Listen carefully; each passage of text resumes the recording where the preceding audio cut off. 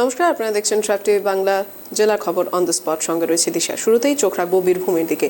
বীরভূমে ফিরেছেন অনুব্রত মণ্ডল। তিনি তৃণমূল কংগ্রেসের বীরভূম জেলার সভাপতি। অনুব্রত আসার আগের থেকেই দেখা গিয়েছিল বোলপুরে জেলা তৃণমূল কংগ্রেসের কার্যালয়ে সাজো সাজো রব। আর এবার বোলপুরে জেলার প্রধান তৃণমূল দলীয় কার্যালয় থেকে সরিয়ে ফেলা হলো 5 সদস্যের কোর কমিটির ছবি ব্যানার। পরিবর্তে নতুন করে অনুব্রত মণ্ডলের ছবি দিয়ে এবার দলীয় কার্যালয় সাজানো হচ্ছে। উল্লেখ্য, প্রথমে সিবিআই এবং পরে ইডির মামলায় জামিন পেয়েছেন অনুব্রত মণ্ডল। সোমবার বীরের মর্যাদা দিয়ে তাকে বীরভূমে ফিরিয়ে আনা হলো। সরানো হলো কোর কমিটির 5 সদস্যের ছবি ও ব্যানার। এবার বীরভূমে অনুব্রত মণ্ডল ফিরতেই নতুন সাজে সাজানো হলো তৃণমূলের দলীয় কার্যালয়। যেমনটা জানতে পারা যাচ্ছে, মূলত জেলা তৃণমূল কংগ্রেসের কার্যালয়ে অনুব্রত আসার আনন্দেই সাজো সাজো রব। আর এবার বোলপুরে জেলার প্রধান তৃণমূল দলীয় কার্যালয় থেকে সরিয়ে ফেলা 5 সদস্যের সেই কোর কমিটির ছবির ব্যানার।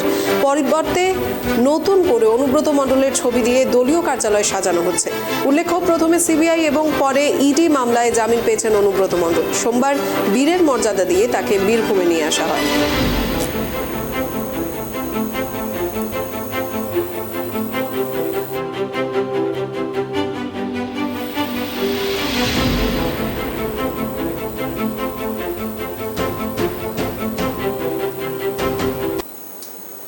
অনুব্রত গড়ে ফিরতেই বীরভূমের সাজো সাজো রব। নতুন করে সাজানো হলো তৃণমূল কংগ্রেসের বীরভূম জেলার দলীয় কার্যালয়। এ বিষয়ে আমরা আরো বিস্তারিত জানবো আমাদের প্রতিনিধি জয়ন্তের কাছ থেকে। জয়ন্ত, বীরভূমে অনুব্রত মণ্ডল ফিরতেই এক অন্য রূপে সেজে উঠেছে তৃণমূলের দলীয় কার্যালয়। কি জানতে পারা যাচ্ছে?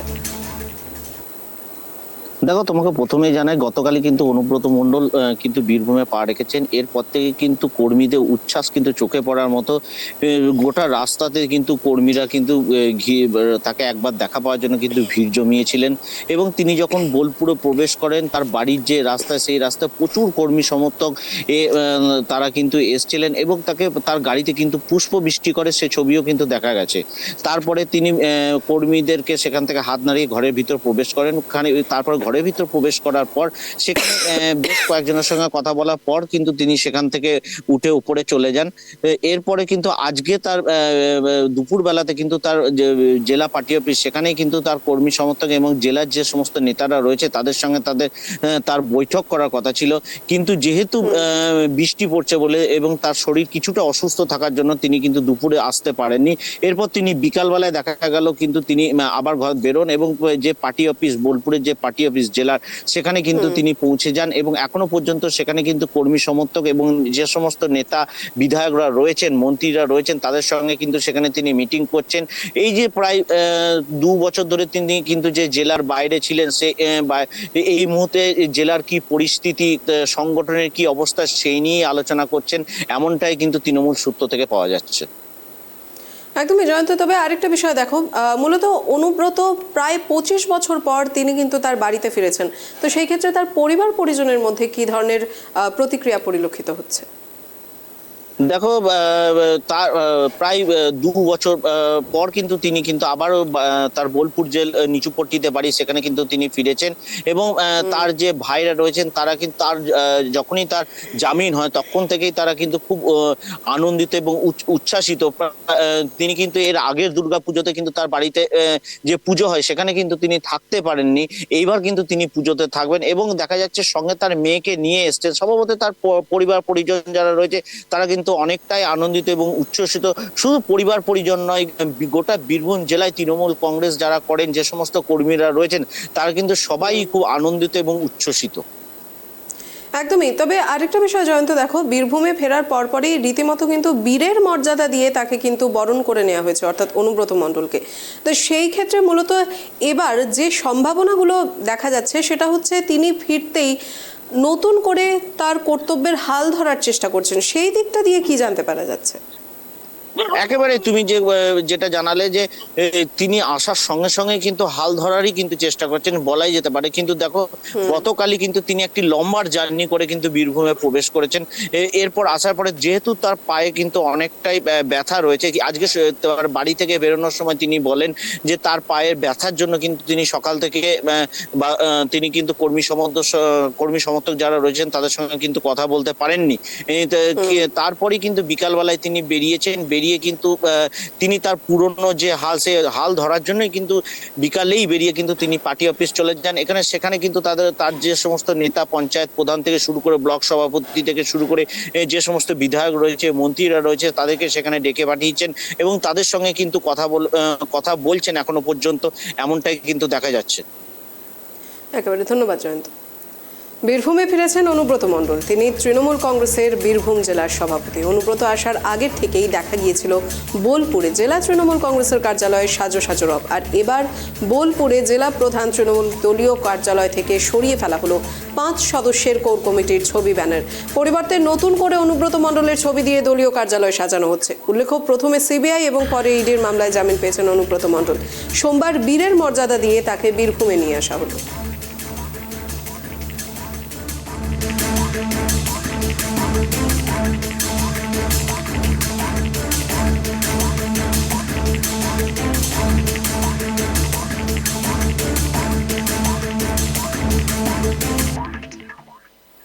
বীরভূমের পর এবার চোখ রাখবো দুর্গাপুরের দিকে। দুর্গাপুরে আক্রান্ত বিজেপি নেত্রী, বাড়িতে ঢুকে তাণ্ডব দুষ্কৃতীদের। আক্রান্ত বিজেপি নেত্রীকে ভর্তি করা হলো হাসপাতালে। ঘটনাকে কেন্দ্র করে চাঞ্চল্য ছড়িয়েছে দুর্গাপুর নগর নিগমের নিউ স্টেট ডায়েরি টাউনশিপ এলাকায়। জানা গিয়েছে, ঘটনার সূত্রপাত মঙ্গলবার থেকে।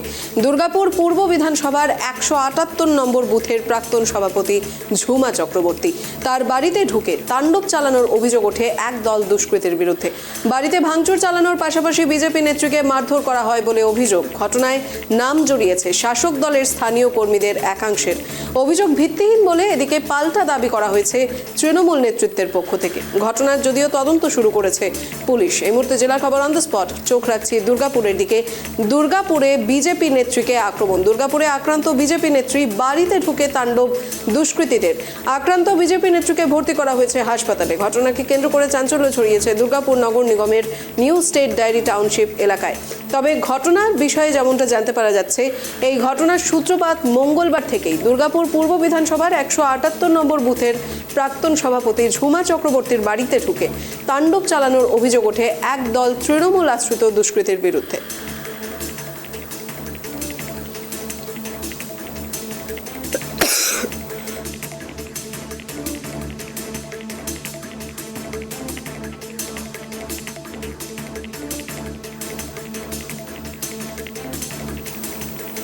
এই বিষয়ে আমরা আরো বিস্তারিত কথা বলবো আমাদের প্রতিনিধি আকাশ খানের সঙ্গে। আকাশ, দুর্গাপুরে বিজেপি নেত্রীর বাড়িতে ঢুকে তাণ্ডব চালানোর অভিযোগ উঠছে তৃণমূল আশ্রিত দুষ্কৃতীদের বিরুদ্ধে।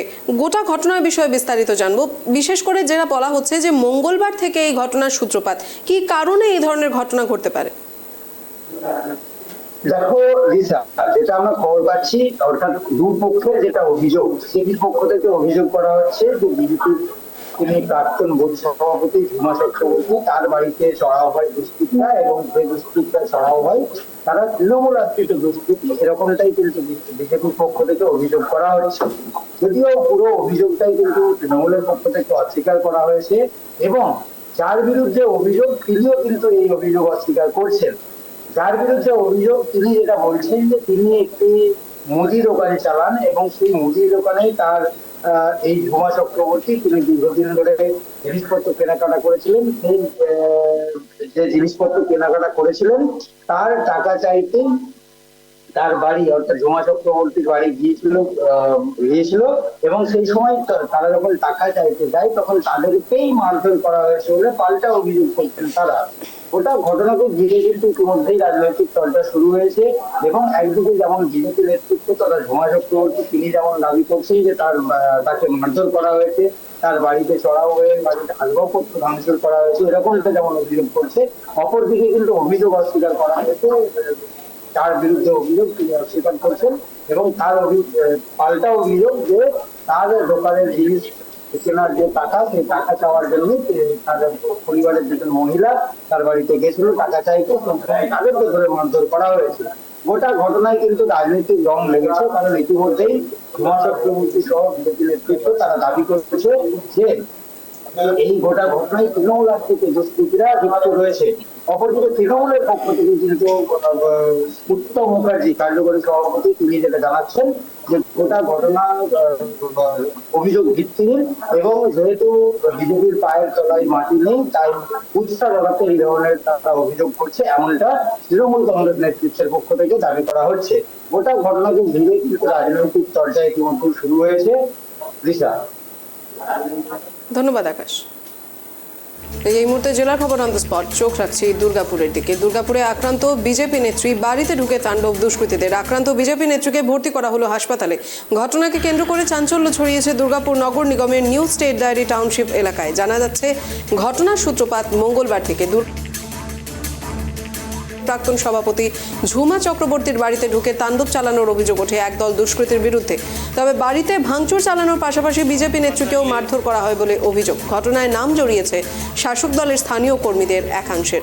অভিযোগ ভিত্তিহীন বলে তৃণমূল নেতৃত্বের পক্ষ থেকে। ঘটনার তদন্ত শুরু করেছে পুলিশ।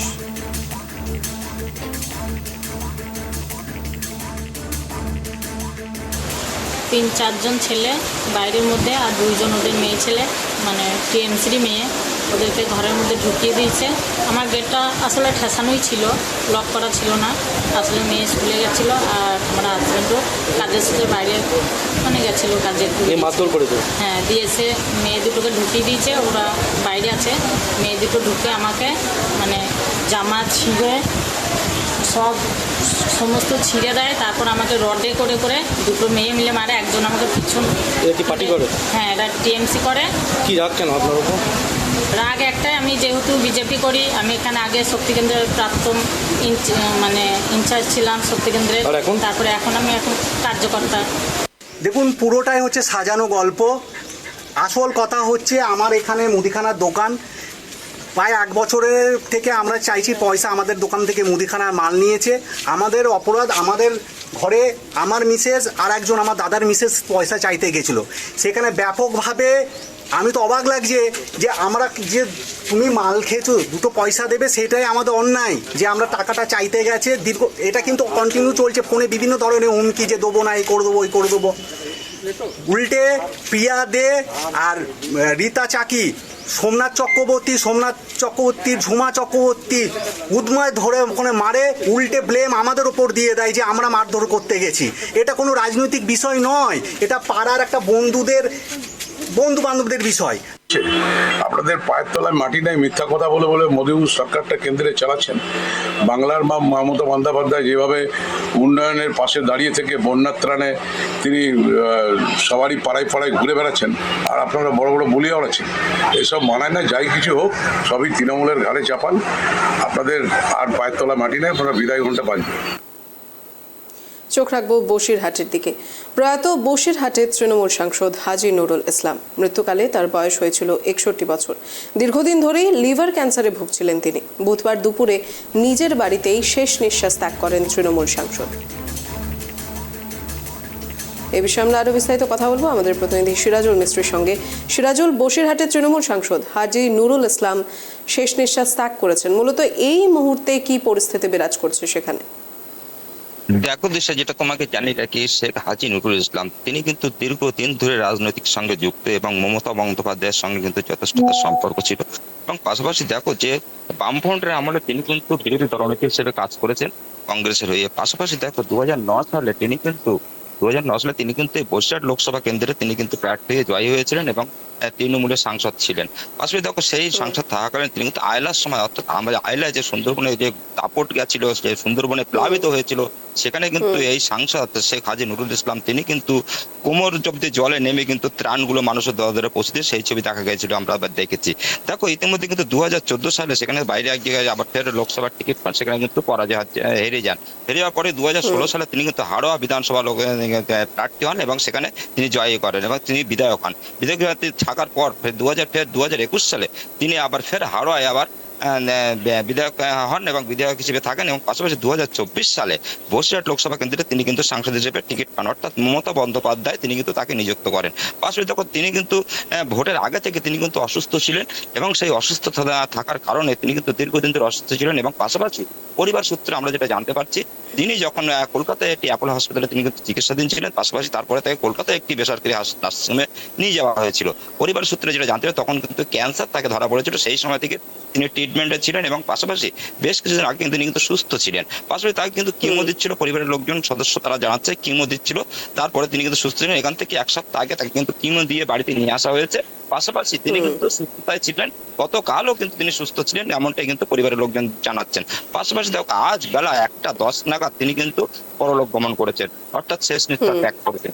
সেই খবর জানাজানি হতে কিন্তু শুধু বসিরহাট মহকুমা না, উত্তর 24 পরগনা জেলা বিভিন্ন জায়গা থেকে নেতা কর্মী সমর্থক তারা কিন্তু ভিড় জমান এই হাজী শেখ হাজি নজরুল ইসলামের বাড়িতে, এবং সেখানে কিন্তু ভিড় জমিয়ে থাকেন এবং একাধিক তৃণমূল নেতা কর্মী সমর্থক অর্থাৎ মন্ত্রীরা তারা কিন্তু আসবেন। এখনো পর্যন্ত কিন্তু কোনো মন্ত্রী এখন এসে পৌঁছায়নি। ফিরাদ সবাই কিন্তু ফোনের মাধ্যমে যোগাযোগ করছেন, অর্থাৎ মুখ্যমন্ত্রী মমতা বন্দ্যোপাধ্যায় তিনিও ফোনের মাধ্যমে যোগাযোগ করছেন, অভিষেক বন্দ্যোপাধ্যায় যোগাযোগ করছেন,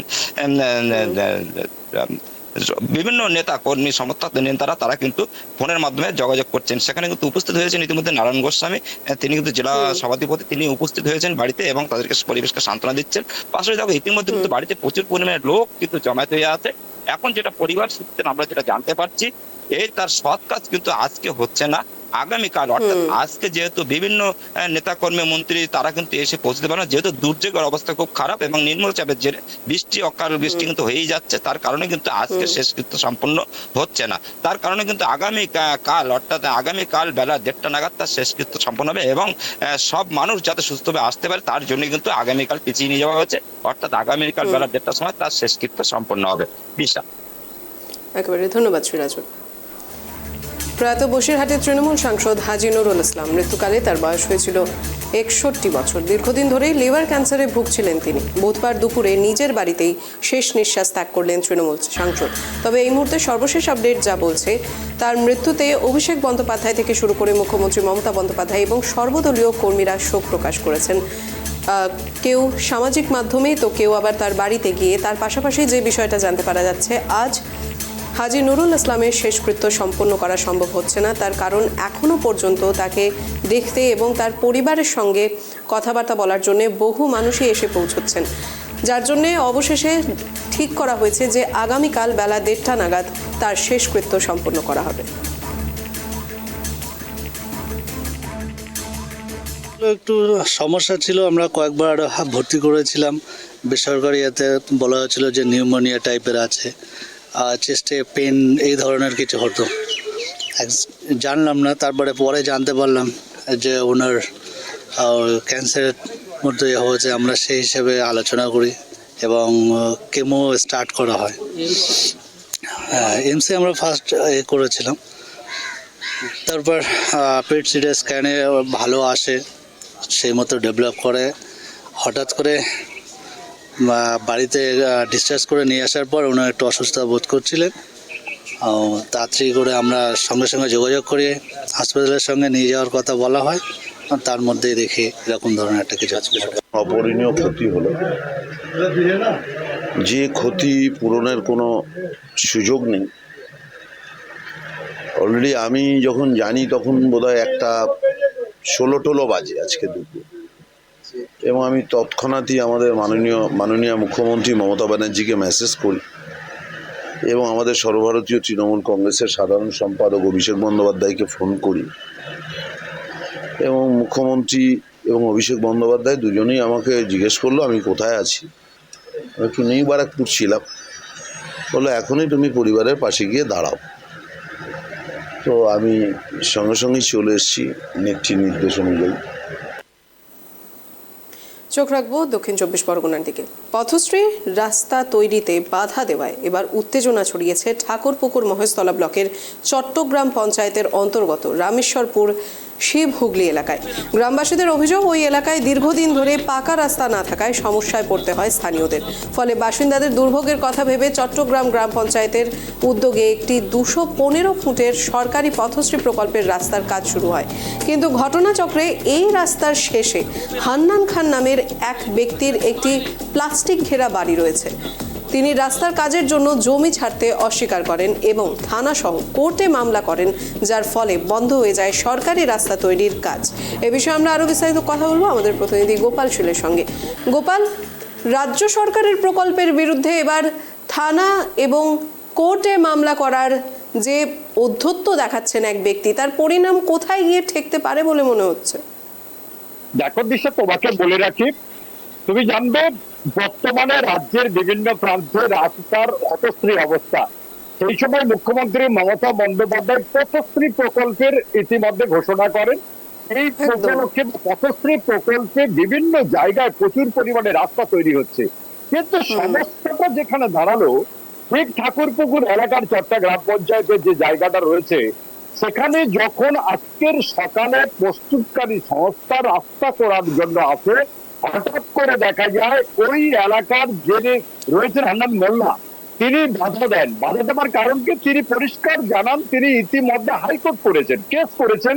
কারণ কি? তিনি হচ্ছেন একদম ভূমিহীন ব্যক্তি। যেহেতু তিনি ভূমিহীন ব্যক্তি, তার ত্রিপলের যে বাড়িটা রয়েছে একদম ওই রাস্তা সংলগ্ন, পথশ্রী রাস্তা 12 ফিটের রাস্তা, কংক্রিট ঢালাই হবে, অর্থাৎ যে রাস্তাটা ছিল ইটের তার থেকে আরো 2 ফুট চওড়া হবে, এদিকে 2 ফুট ওদিকে 4 ফুট, অনেকটা রাস্তা নিলে তার ঘর ভাঙতে হবে। সেই সমস্যায় পড়ে তিনি কোর্টের দ্বারস্থ হয়েছে, অর্থাৎ পুনর্বাসন দিলে তবে সে উঠবে। কিন্তু এলাকার মানুষ মানতে রাজি নয়, কারণ এই হতশ্রী রাস্তা দিয়ে দিনের পর দিন তারা যেভাবে কষ্ট করছে, স্কুলের ছেলে মেয়েরা যেভাবে যাচ্ছে, বৃদ্ধ থেকে নাবালিকা যারা যেভাবে যেতে হয় যাচ্ছে, অসুস্থ মানুষ, তাদের জন্য একটা রাস্তা এলো, সে রাস্তা ফিরে যাবে, এটা কিন্তু গ্রামের মানুষ মানতে পারেনি। তারা দেখা যায় কয়েক শতাধিক মানুষ, এলাকার মানুষ তারা বেরিয়ে আসে, একটা উত্তেজনা তৈরি হয়। হান্নান মোল্লাকে তারা ধরে বিভিন্ন রকমের জেরা করতে থাকে, কিন্তু খবর যায় পুলিশের কাছে, পুলিশ সেখানে আসে, তাদেরকে বোঝানোর চেষ্টা করে, কিন্তু হান্নান মোল্লা মানতে রাজি নয়। তিনি থাকবেন কোথায়? ঘর চলে গেলে, বৃষ্টি হচ্ছে, বর্ষা বাদলে ছেলে পুলে পরিবার কোথায় যাবে? তিনি রাজি নয়। তিনি চান কোর্টে যেহেতু গেছেন, কোর্টের যা রায় হবে সেই রায় মেনে কাজ করবেন। এখনো পর্যন্ত রাস্তার কাজ শুরু হয়নি, করতে পারেনি প্রশাসন, অনেক বুঝিয়েছে। দিশা, একদমই। তবে এই পরিস্থিতি এবার কোথায় গিয়ে ঠেকবে বলে মনে হচ্ছে? তিনি যদি তার এই বিষয়টাকে নিয়ে একেবারে অনড় থাকেন, তার উপরে পথশ্রী প্রকল্পের রাস্তা সেটাও তৈরি হওয়াটা অত্যন্ত জরুরি, তো কি মনে হয় যে এই বিষয়টা কোথায় গিয়ে ঠেকতে পারে? দেখো, যেহেতু কোর্ট ম্যাটার, প্রশাসনের কোনো কিছু করার ক্ষমতা নেই, জোর করে যে করবে তাও পাচ্ছে না। এলাকার মানুষজন জোর করে হান্নানকে বসিয়ে যে কাজটা করে নেবে, তাকে ব্যবস্থা করবে, সেটাও পাচ্ছে না। আর বাধা হচ্ছে প্রশাসন একটাই কারণ, যেহেতু হাইকোর্ট কেসটাকে যদি ডিসপোজ করে কিংবা কোনো অর্ডার করে, তারপরেই তো হবে। যেহেতু কোর্টে চলে যাওয়ার পর প্রশাসনের কোনো কিছু থাকে না, যেহেতু আইন রয়েছে, আইনের মধ্যে জেরা করে বলতে পারো পড়ে বা যাতে করে পড়ে, কিন্তু প্রশাসনও পিছু হচ্ছে। এখন ওই রাস্তার ভবিষ্যৎ দাঁড়িয়ে রয়েছে হান্নান মোল্লার উপর বা হাইকোর্টের রায়ের উপর। দিশা, একেবারে ধন্যবাদ গোপাল। পথশ্রীর রাস্তা তৈরিতে বাধা দেওয়ায় উত্তেজনা ছড়িয়েছে ঠাকুরপুকুর মহেশতলা ব্লকের চট্টগ্রাম পঞ্চায়েতের অন্তর্গত রামেশ্বরপুর শিব হুগলি এলাকায়।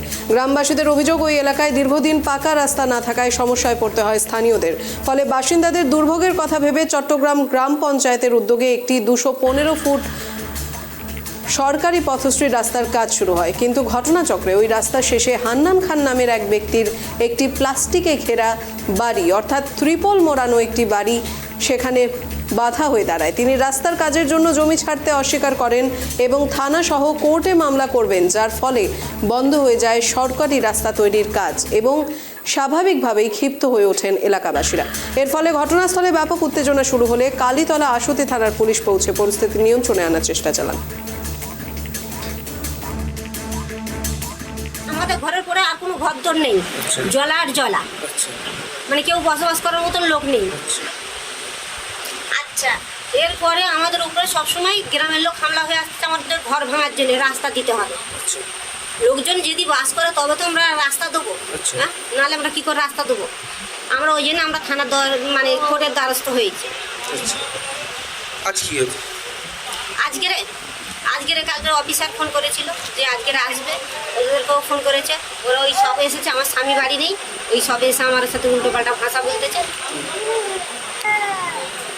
দেবু পণ্ডিত মানে আমাদের এখানকার সদস্য। শুক্রবারে আমার দেওর নামাজ পড়তে গেছে, আমার দেওরকে বলেছে রবিবার দিনকে প্রধান, মানে প্রধান যে বলছি, মানে বউটা হচ্ছে প্রধান, তার স্বামী, ওনারা সবাই এসে আবার রবিবারে থেকতে গেছে যে ঘর ভাঙতে হবে। বুধবারের মতো ঘর না ভাঙলে আমরা এসে ঘর ভেঙে দেবো। পুলিশ এসছে আজকে? হ্যাঁ, আজকে পুলিশ এসছে। গাছ জোর করে ওরা রাস্তা আমরা করার সময় এরা এক হাঁটু জলের উপর দিয়ে আসতো।